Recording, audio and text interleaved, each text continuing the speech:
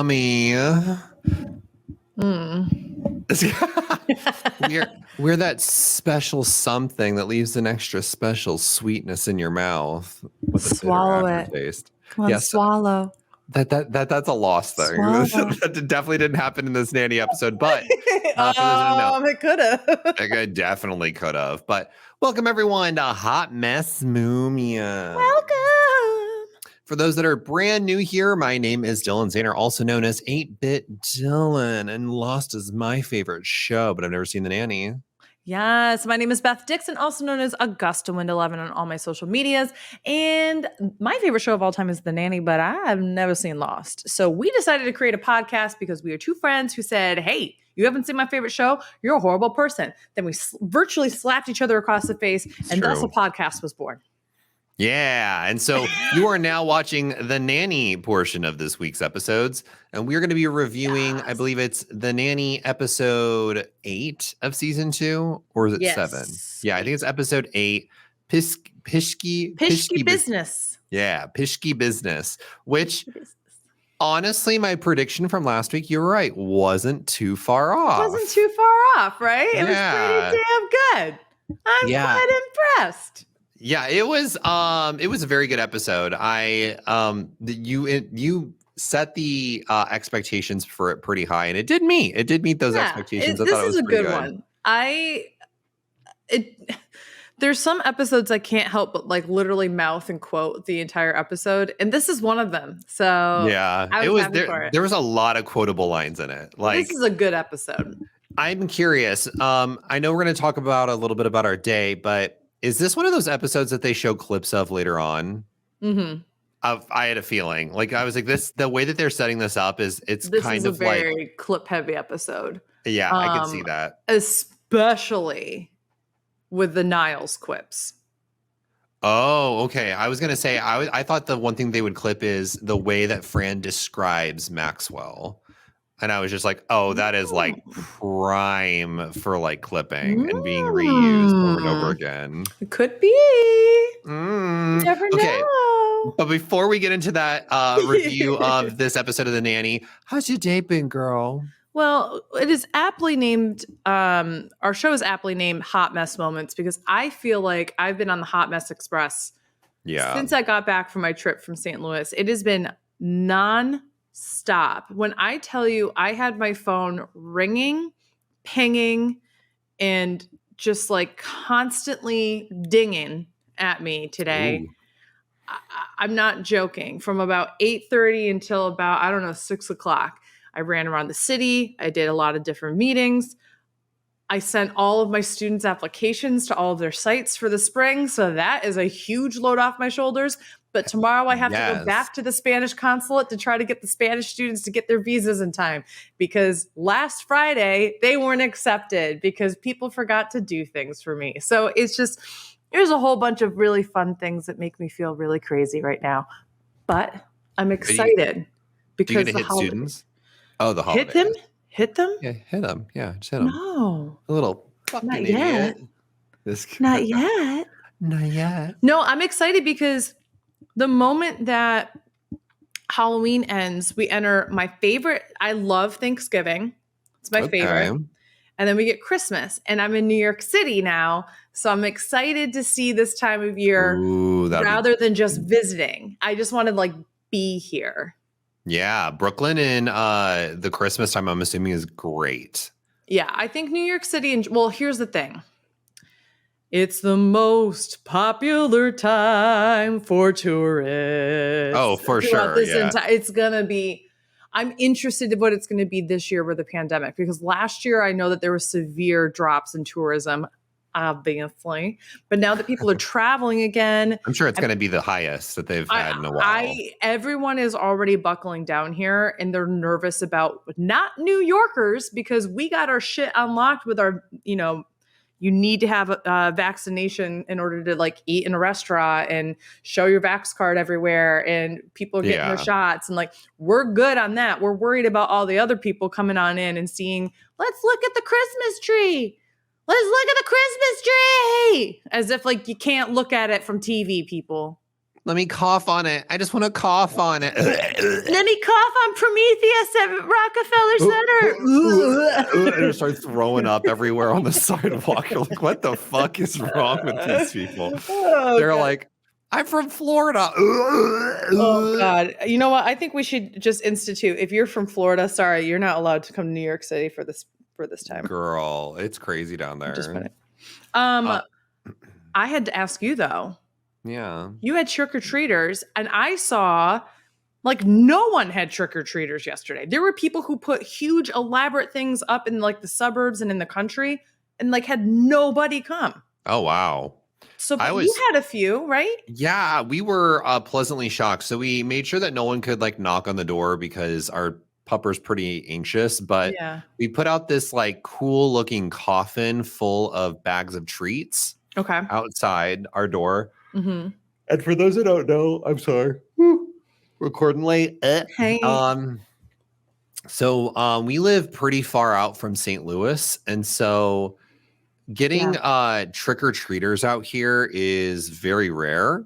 And we put out about 20 bags of candy, and by the end of the night, there was only 7 left.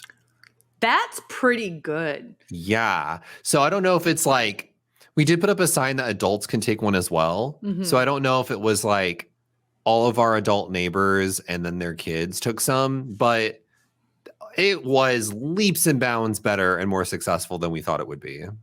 Which is great. Trick-or-treating here was weird because I'm used to small towns or suburbs where people go door to door. So all week I was going, what do people do when you live in an apartment building? Because as far as I'm aware, there were no kids in this entire building. Yeah. So I can't imagine that we keep the door open to have strangers come in and just like bring their kids. Yeah.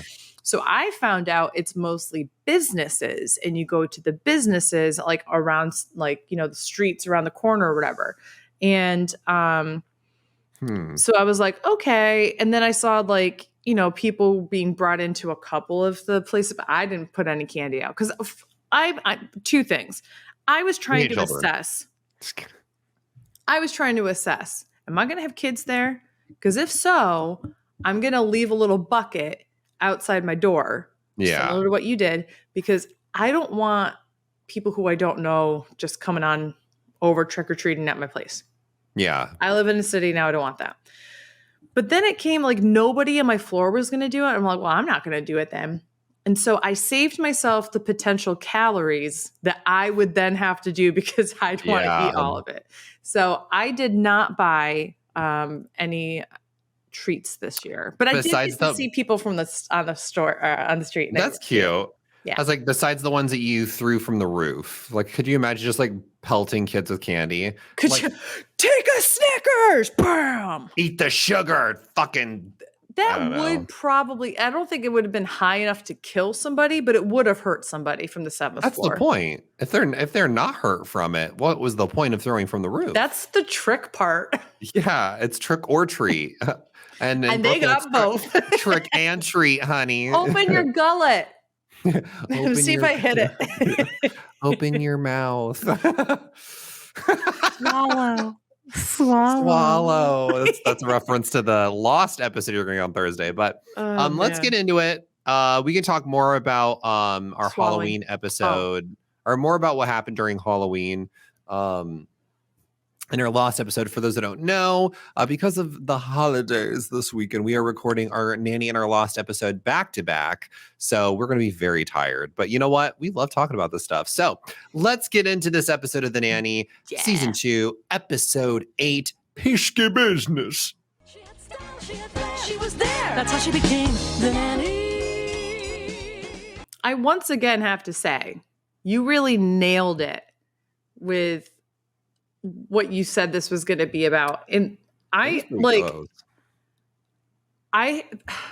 struggled so much as to whether or not to have a poker face about it last week, because I have so often tried to trick you with these kind of things. But I was like, you know what? I'm going to give the man his props, because I thought you were pretty on the money with it. I can't remember everything I predicted. Did I predict the investor thing? No. Okay. But I did predict that she has to go on the date for Maxwell or like someone, didn't You I? didn't say it was for anybody. You said can't that remember. that she was going to get involved with a rich guy, and that That's right. and that it was going to like change her or something like that. And like to a certain extent, It was. She was she Cece. was changing because she was Cece. That's why I thought it Yeah. was funny. But I knew that this episode was going to have all the factors of things that Dylan likes. One, it was going to be a situation where you take the characters out of their comfort zone. Two, Yep. it was kind of a CC centric episode. Three, Kind of was, yeah. mistaken identity. Four, lots and lots of one-liners and jokes and fun stuff. So I was like, this has got Dylan is going to like this episode all over it. So I must ask, was I Yes. right? And what is your rating for this episode? So this episode was a 3 out of 10. No, I'm kidding. Yeah, the way you were laughing consistently. Yeah. I would say that this episode was a 9 out of 10 for me. I thought it was very, very good, very hilarious. There were some downsides to this episode. Yep. And we can get into those later on. But overall, I thought this was a pretty damn good episode. Everyone was hilarious. All the one-liners were great. I think that the plot line of this was really good. And I kind of liked that there wasn't a side story. There was literally only one storyline throughout this entire episode. Yeah. And normally when they do that, I'm like, it gets kind of old. I will say towards the middle of the episode, it does slow down a bit, but then it picks back up once we get into Cece's apartment. Yeah, it's And- when they're all in Maxwell's office that's like you Yeah. could have cut that scene in half and would have been okay. Yes. Yeah, it goes on for a bit too long, but it does have its funny moments throughout. So it was still entertaining. I think my one downside is while I love we're constantly riffing on Cece, Mm-hmm. I really, really wish that because they almost gave it to us where Cece was starting to throw some jabs back, but we didn't get it. And that's why I was like, I really wanted a moment where like Cece had her time to shine in this episode. And normally it's like Cece that shines in the episode. I really don't think Cece shined in this episode, No. despite it being a Cece centric episode. She was just the butt of every single joke. And it was still really good. I loved Yeah. it. I thought it was hilarious that she was the butt of every single joke. But that does mean that Cece was probably my least favorite character in this episode, which Fair was enough. sad because I wanted her to be one of my faves. And I think this is once again where I have to do the disclaimer of it's not until season 3 that Yeah. Cece starts to get the grit. And part of that has to do with the fact that she literally told the writers, you have to give me material to come back because this woman as a character wouldn't just sit there and take it. Yeah. Which there is was a true. lot. Yeah, it was like a lot of weird choices. And I also have a weird time, and this is me kind of overthinking it. For Cece's character to be so successful in her job and to be so good at what she does, she's really dumb. And like it feels weird. Explain. The way that she was talking to Fran in the apartment, trying to explain stuff, not realizing what she's saying. I'm like, Cece would get this. Cece's not dumb. She works in show business. No, She knows. it's not that she didn't know what was going on. She was trying to like jar her and like, no, my coming out, like my debutante coming out kind of thing. Yes. It's just highlighting Fran's dumbness. I didn't see that at all as being a Cece being dumb. I saw it as Fran being like, "Oh, you're coming out," and makes this whole thing about the Thinking fact that she's gay. Yeah, thinking that she's gay, and like it was weird for me to. I don't know. I read it as like Cece not being like, "No, you dumbass. I'm not saying I'm gay. I'm saying that it's this." I thought it was like Cece still not realizing. She's like, "No, my coming out," and like says the same thing that she had said before. But I see what you're saying. Like it does Everything that she's like, no, my coming out. Like she says it like that, which is to further say like, no, you dumbass. Like that's not what I'm okay. talking about. That makes sense. Yeah. I still think though that they do not just in this episode, but in general, they do make Cece look really dumb. And I'm like, how am I supposed to believe that this woman is like some of the best that there is in show business? and she makes a lot of dumb mistakes. But well, Maxwell's supposed to be one of the best, and he's super dumb. I was about to say, but a lot of the jabs that we get at Maxwell isn't because of his ineptitude at his job. It's at his ineptitude as a father. It's his aloofness. He's like very aloof about things. Yeah. I think honestly what this comes down to is that they have certain things that they make fun of about affluent rich people. And in this case is that you don't get the common man and that people can't relate to you. And that is what that's their comedy, right? For Cece, it's you are a part of the 1%. You went to a private school. You were a debutante. You had all of this training. The only reason why you're successful in theater is because you come from a rich background. Like that's literally it. It's the same with Maxwell. The only reason why you're good at theater is because you had a rich background to come from, right? Yeah. And Maxwell's whole thing is like he doesn't understand anything, right, about real life, and yet he tries to put real life into art on stage, and that's why he's so inept at times, right? Because he can't connect with people. Meanwhile, they also make fun of like the lower classes. They make fun of how like the weird things that maybe are specific to a certain socioeconomic class in Queens, you know. But that's what I think that they do such a good job. And part of this, I'm going to bring in a little fun tidbit right about now. I haven't talked about this yet. Okay. Are we ready for this? Part of the inspiration behind The Nanny was a British sitcom that came out in the, I think 60s, but it could have been the 70s, called Upstairs Downstairs, which had a similar feel, which was, I'm sorry? Oh, I've heard of Upstairs Downstairs. Yeah, and the whole point was that the rich people had no idea about anything that the common man did, and the common man was like constantly, you know, like the downstairs, like if you're watching Downton Abbey, like the downstairs servants actually always had the upper hand on things, right? But they just didn't have the social power. They took that as an inspiration as for some of the comedy with here. So it was like Sound of Music, Lucille Ball, Upstairs Downstairs. Now here's the funny part. Charles Shaughnessy's father was the creator and writer of Upstairs Downstairs. What a coincidence, right? That is pretty crazy. Isn't that kind of funny? So just put that out there. Yeah, no, I think it is like very apparent that this is like a class-based humor that we're getting here. I think my complaint, though, is rooted in the fact that they write Lauren Lane as an idiot. Right.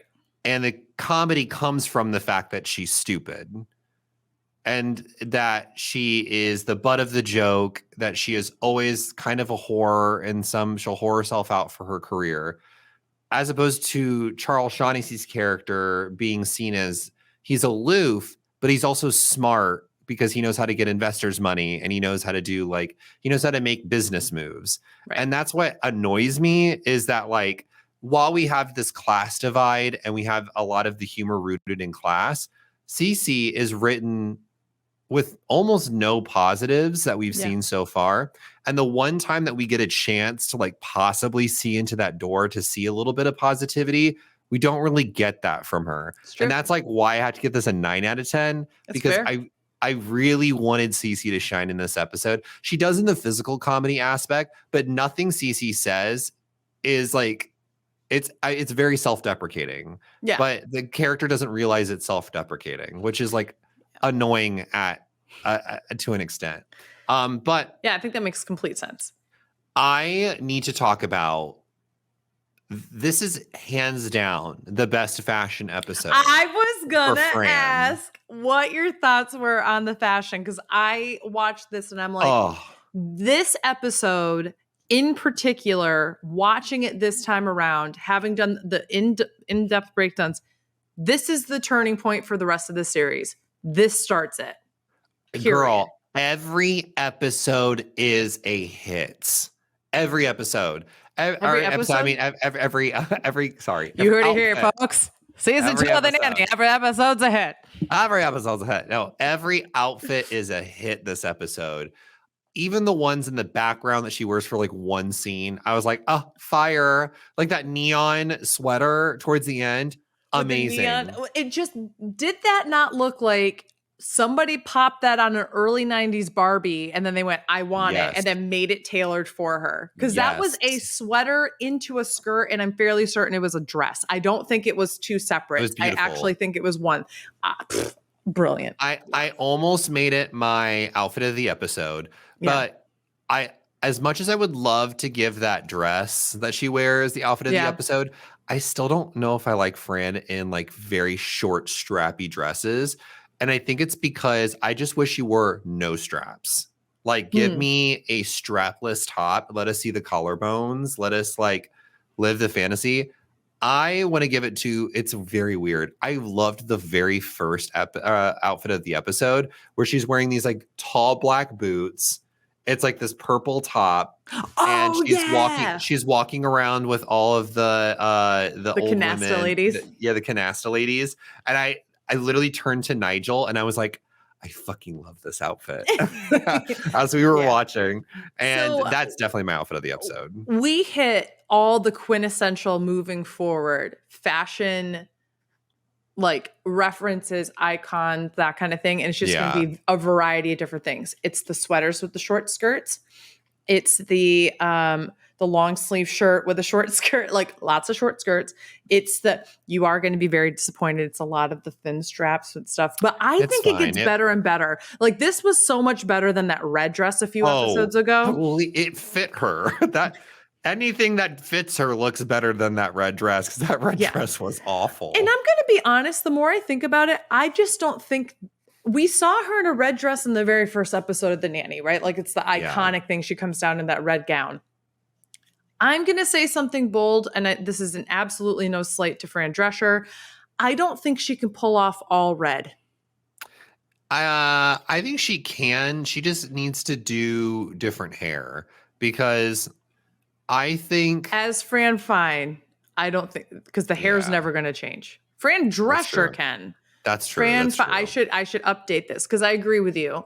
I think when she has like sleeker, lower hair. When it's like the frizzy hair with all red, it looks a little too much like a firecracker. Girl, I completely agree. But I have to say, this episode, I have so much envy for that body. Oh my God. Like the last time I was that size, I was 14. Like I just just gorgeous. I know, right? Also, I've been conditioned that way because once again, all bodies are beautiful. I'll put that out there. But they're not. Unless you look like Fran Drescher, you are not the standard. Trash. No, trash. No, I'm kidding. Just kidding. Of course. It is. I mean, it's such a good episode for fashion, though. It really just. Yeah. And I need to like talk about a moment that happens in this that threw me for a loop. Why the fuck is Niles flirting with Sylvia? It's so awkward. I mean, I was here for it. I thought it was very funny. Yeah. And I know he's just doing it in jest. But like, ew. So here's the thing. Here's my favorite thing. They continue to try to figure out what they're going to do with Niles, right? Yeah. And one of my favorite things that you should be on the lookout for is this blooming, weird, funny relationship between him and Sylvia.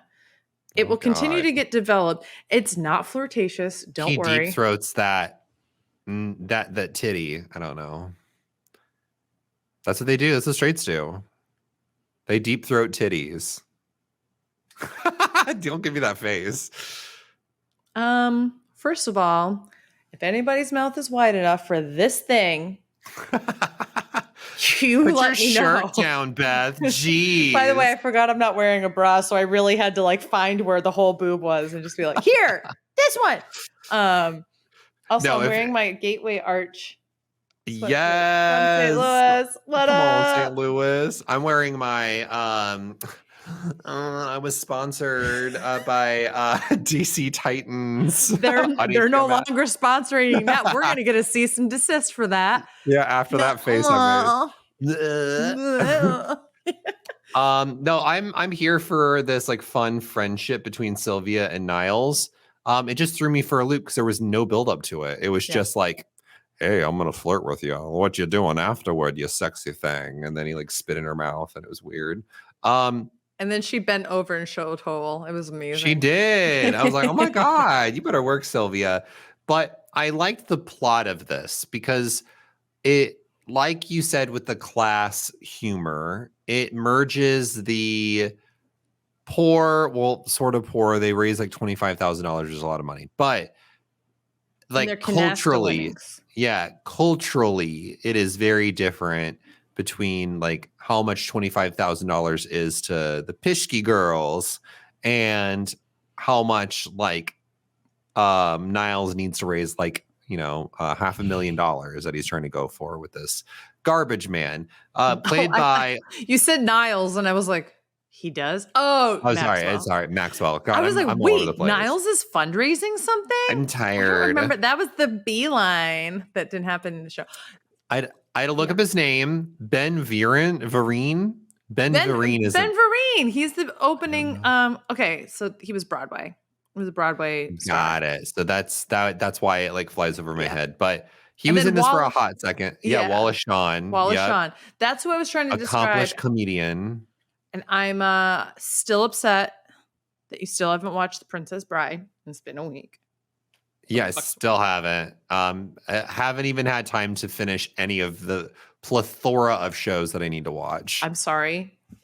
Do I look like I fucking care? No. You should. I'm very busy. But anyway, Wallace Shawn was amazing in this as a creepy. He always plays great, grubby, creepy men. I think it's because he's bald or balding. I honestly want to know what Wallace Shawn looks like in a drag wig. I don't know why I kept thinking that through this episode. I was like, imagine I love like that. drag makeup and like a drag Tell me wig. that you're gay in 2021 without telling me that you're gay in 2021. Yeah, I just want want to to see you see in a drag Wallace Shawn in a wig. wig. Yeah. With like a I remember- Fran Drescher wig. Am I wrong? Did Wallace Shawn do a ton of those VH1 like back to the 80s, back to the 70s? He probably did. I honestly can't remember. There's only a few people that I remember from that, like Lonnie Love. Yeah, Lonnie Love was huge in those. All those people were Ants? people I had Ant never was in ever it? seen before. And then they were like these experts on the 90s and 80s. And I was like, who the fuck are Yeah, these who people? the fuck is Lonnie Like, Love? who- and then who's Lonnie Adam Love became an Carolla? icon. And then they all like most of them became like very or Yeah, they like, already were, but they Mo were like something was on there. oh yeah, Mo Riley. I think his name was Mo Riley. Yeah. Mo Riley. He gets that all the time. I'm sure. If that's watch this lesson not be Riley. We're just making up names. I haven't watched those in a long time, and I really I wonder if wish they hold up. I wonder if they do. I also want to know if they would make one for the 2010s because I think that'd be funny to go back and watch. Ooh, I wonder. I think they have actually. I'm pretty sure they go back and they still do them. I need it known today. I almost smacked a child. I didn't really, but I was sitting. I was at the clinic getting my COVID test. I have to get it done every 2 weeks for work. Yeah. And this kid had the audacity to say that his birthday was the day after I fucking graduated from college. He was like, yeah, I was born on May 17th, 2010. And I was like, I graduated from college on May 16th, 2010. Your mother was in labor for you when I was getting my undergraduate degree. And he was like, Hey, Beth, I just need to let you know something. I'm old. You're getting older. I'm getting older. My body's changing, and that's not something I'm going to apologize for. And sorry about it. Wait, that's an apology. That's one of my favorite quotes from I haven't watched in a long time. It's but still good. is it good? I have to They're catch still up. cranking out. They are cranking out But hit after hit on that's there. one of my favorite Katya quotes of all time. I'm getting older, my body's changing, and that's not something I'm gonna apologize for. And she shouldn't. She looks amazing. Correct. Okay, so sorry. Back to the episode. Speaking of people who still look amazing. Yes, Hey. Fran. The one thing that I've been finding very strange, but it's not a bad thing, Yeah. is we're getting less and less focus on the kids. And this is a show that started off as like she is the nanny to these kids, and the kids have kind of become the secondary trait to the storylines of season 2, which I'm honestly not that mad at. But I love the thought that Brighton has a Playboy in his fucking Lincoln logs. He's Like, 13.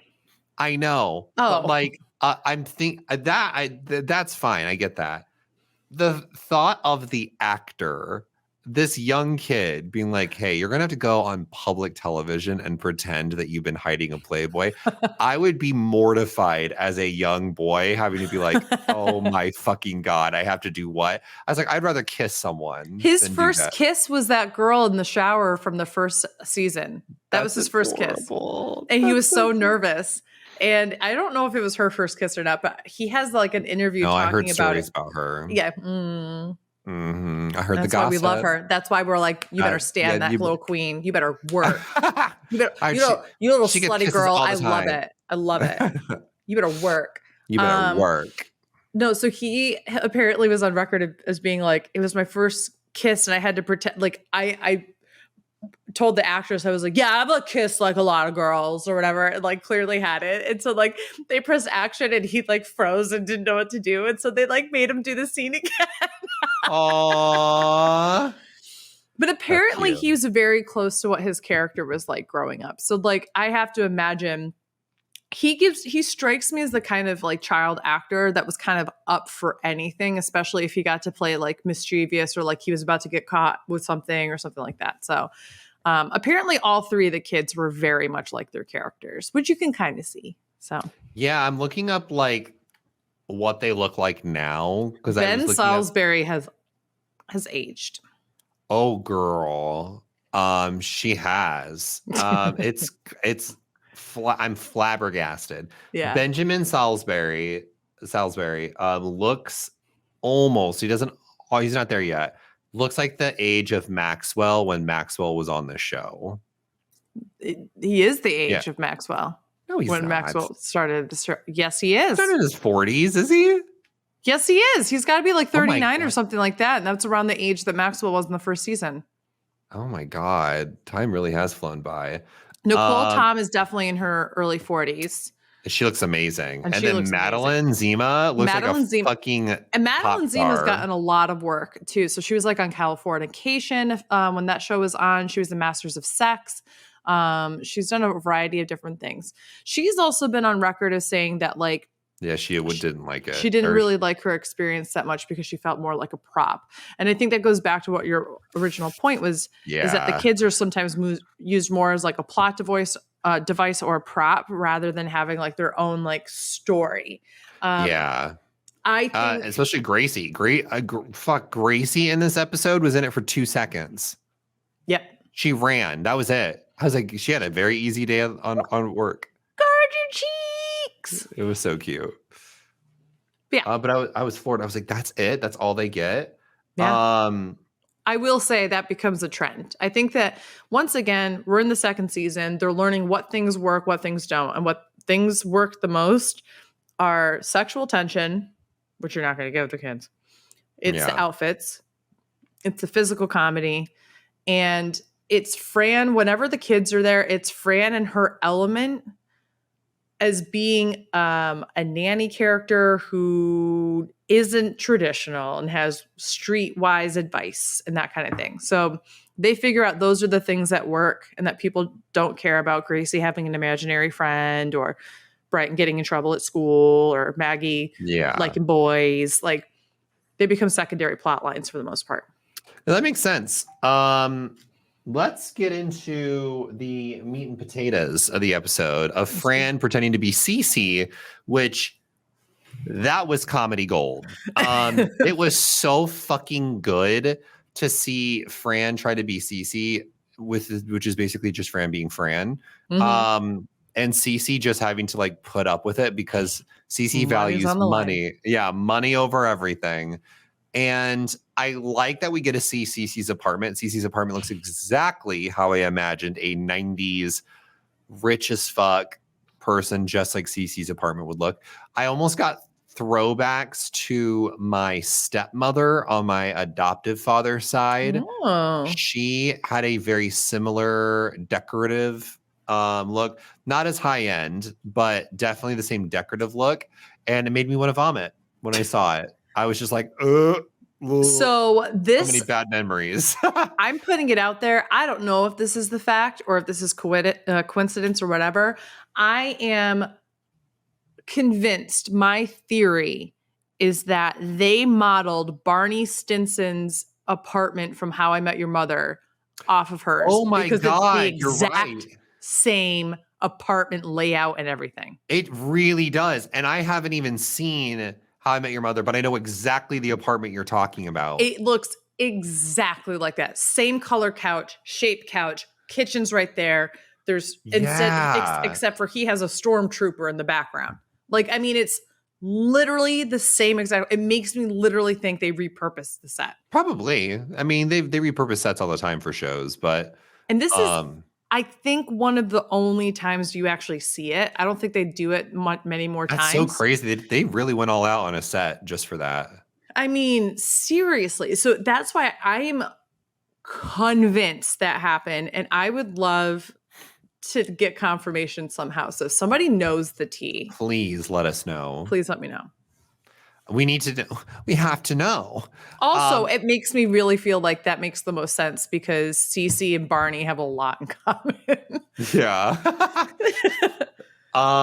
So then with this episode, with Fran pretending to be Cece, I think what really shines here is I love seeing Fran and Cece interact anytime they're on screen.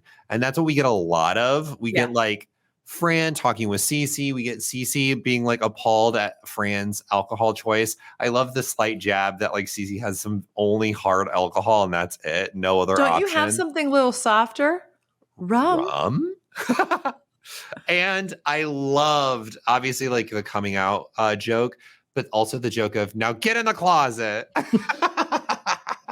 I don't think they meant it to come out like that, but it definitely. Oh, it's so good. I also love the picture frame of like, who is this guy? Oh, just some guy. He came with the frame, okay? And you're like, oh, I'm sure lots of grown women do that. It's so pathetic.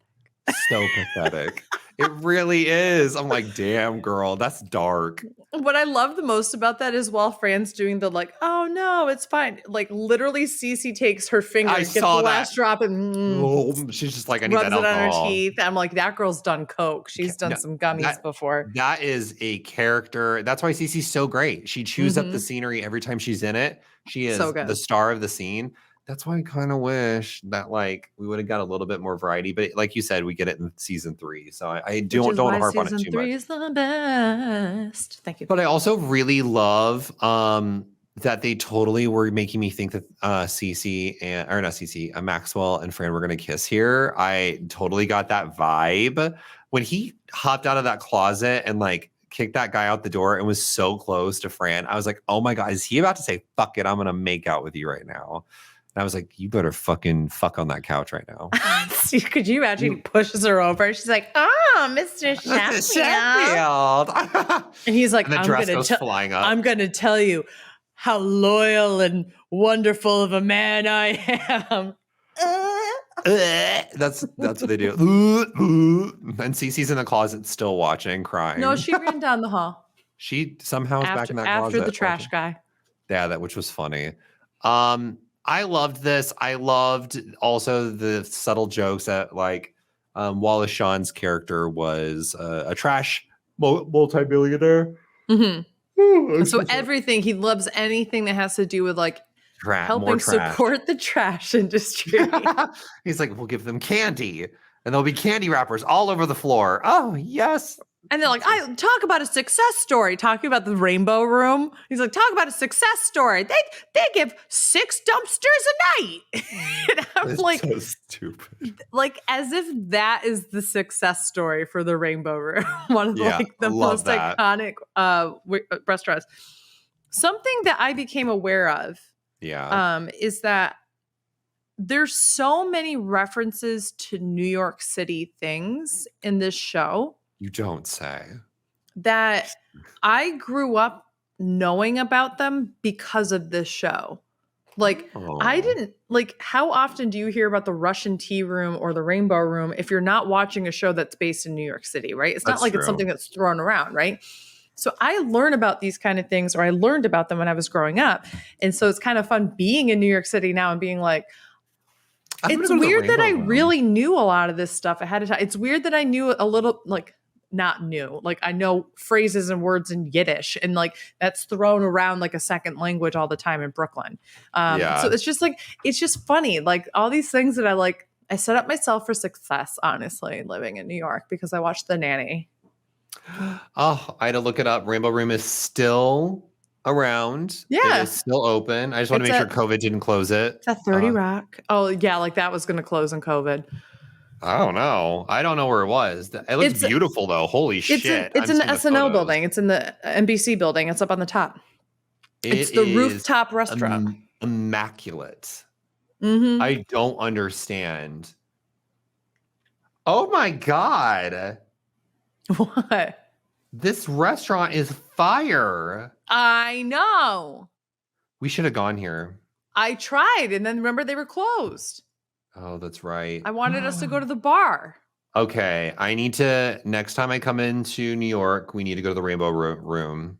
Okay, we need to budget a lot of money if we're going to eat there. We can go to the bar. I'm down for just the bar. We go for the bar. I'm good for that. I just want to see the room because this room is gorgeous. You know what we should do? And this is a side note for the podcast. My apologies. What we should do is make sure that you come when SNL is running. We should try to get tickets and go to SNL. I would love that. I would love amazing. Love that. You have to like literally get there at 7 a.m. There's normally people who have camped out for the night. But normally they have more than enough tickets. So I think if you get there at like 6, you're good, which I would do. 6 in the morning. Yeah, I would do that. Yeah. And then when do they record? When do they film? Like it's at 11 p.m. Like Saturday Night Live. It's called live for a reason. So I know. I know that. I'm saying like, I don't know, like in New York time, like I haven't watched SNL in forever. So I don't even know when. Oh, it's 11 p.m. So okay. Eastern. Okay. But you get your tickets in the morning, so you're all set. You don't have to wait there for the whole rest of the day. You have your ticket, so you're good to go. But it's rush. So you just show up and you get your ticket if they're still available. That sounds sick. But down. If it's like a really popular band or whoever, it might be a little harder. So yeah, like when Kim K was there, it was probably like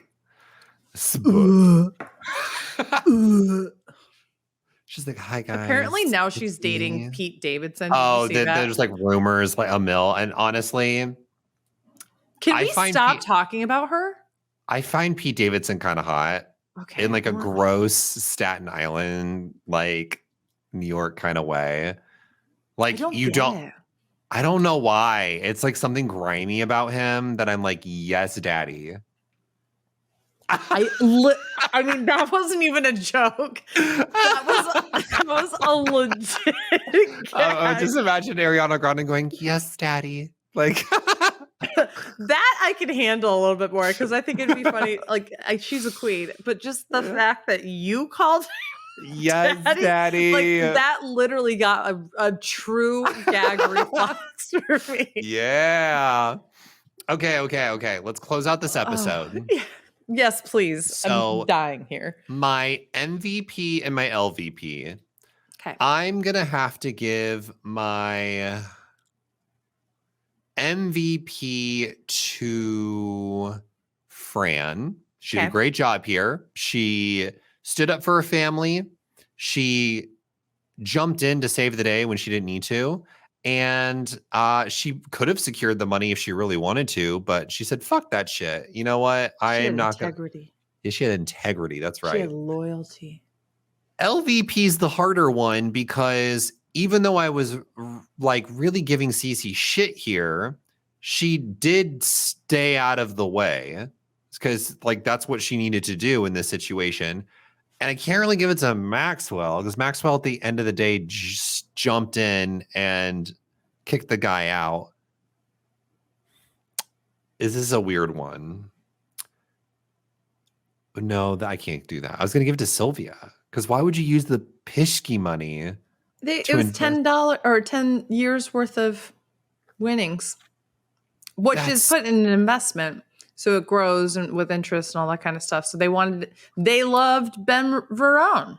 They wanted to support the show he was in. Okay, that's true. That makes sense then. I was like, what was her motivation there? But that makes sense. Well, I guess I'm going to have to give LVP then to Niles. Okay. Because at the end of the day, he wasn't really helpful to like the overall plot. And he was just there to kind of make humor and be silly. So he probably honestly made it harder for them to do their job because he was making Cece feel even more like shit.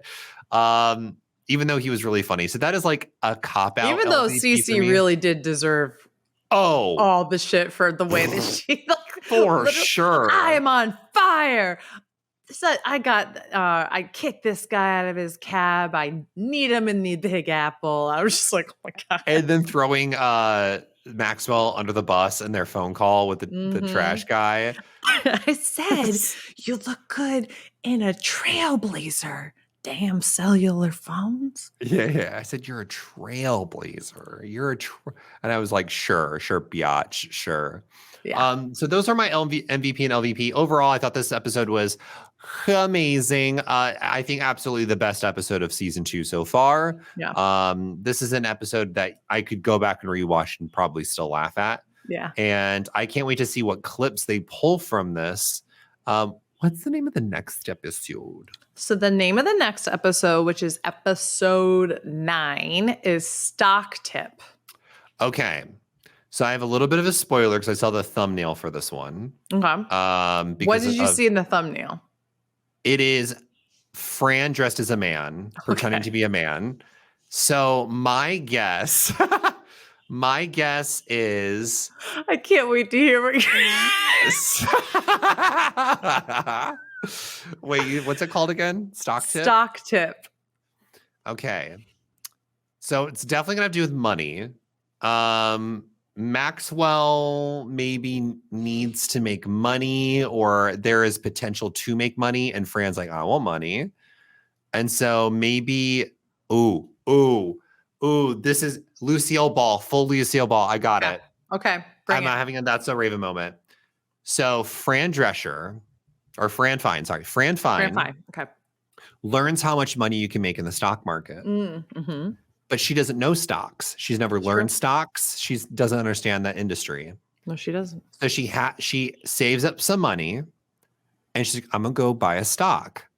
But she knows if she waltzes in there as herself, she's not going to hear what she needs to hear. So she goes full undercover, dresses as a man, goes to the stock market, and tries as if it's like a food market. She goes to the stock market. She goes to the stock market. She goes to Wall Street, and she's like talking. She's picking over all the stocks and looking to make sure there's no bruises on them before she puts it in her basket. So she goes to like Wall Street, and she's like talking to all these businessmen. And it's like funny moments of her like with physical comedy and stuff to try and learn how the stock market works. Maybe finds herself in a bind because she like invests in something that she really shouldn't. Like she maybe doesn't understand what she's doing. And Maxwell has to come and bail her out and be like, girl, this is not what the stock market is. And like, this is not what it's about. This is just prostitution. Yeah. I'm so off. I mean, there's some elements that could be right. Okay. I don't know. I don't even know how to react to it. But this is one that I think it's a decent episode. I don't think it's the funniest, nor do I think it's like meh. I think for me, the next episode would likely be around a 7. So it's a decent episode. But I'm looking forward to it. And then speaking of, we were doing the math of our episodes that we have left. Oh, yes. And so we're going to double up on the Nanny 3 times because we're going to double up on the Lost finale, doing the last 2 episodes together. Yeah. So we're going to double up on episodes 11 and 12, 15 and 16, and the last 2 episodes, 25 and 26. because 25 is Yeah. not a real Nanny episode. So might as well Oh, just it's like the double clip it. show. Yeah. No, it's the fake pilot. Well, it's not a fake pilot. It was a Oh, it's like pilot a for another spinoff. show. Yeah. Oh, I They can't wait to tried it. see It's how so bad this bad. is. It's I so bad. cannot wait to see this. I hate it so much. Like I skip it every time because I hate it. I can't wait to watch. But yeah, that was our recap or our review of The Nanny season 8 or season 2, episode 8. The Not Nanny even 8 season 8. seasons. Yeah. Pishki business. If you are new here, or if you aren't new here and you haven't done it yet, make sure to go follow us at Hot Mess Moments, or that's on Twitter, or go drop us a subscription on YouTube if you want to watch the video versions for free, because we're like super cheap here. Everything here's free. I'm super into blood right now. Super into blood right now. That made no That sense. Dracula- I just wanted to say it. But yeah, speaking of hot messes, Come on, please Dracula. follow us on please follow us for all of our hot takes on The Nanny and Lost with occasional Dracula insights. Yeah, apparently, if you're not watching Dracula, you really should. It's an amazing It's so show. good. Anyone It's so listening, good. it's on Shudder. But thank you all so much for tuning in. We'll be back next week with another Nanny review. We'll also see you on Thursday with our Lost coverage of episode 8 of season 2 of Lost. And until then, bye. Bye-bye.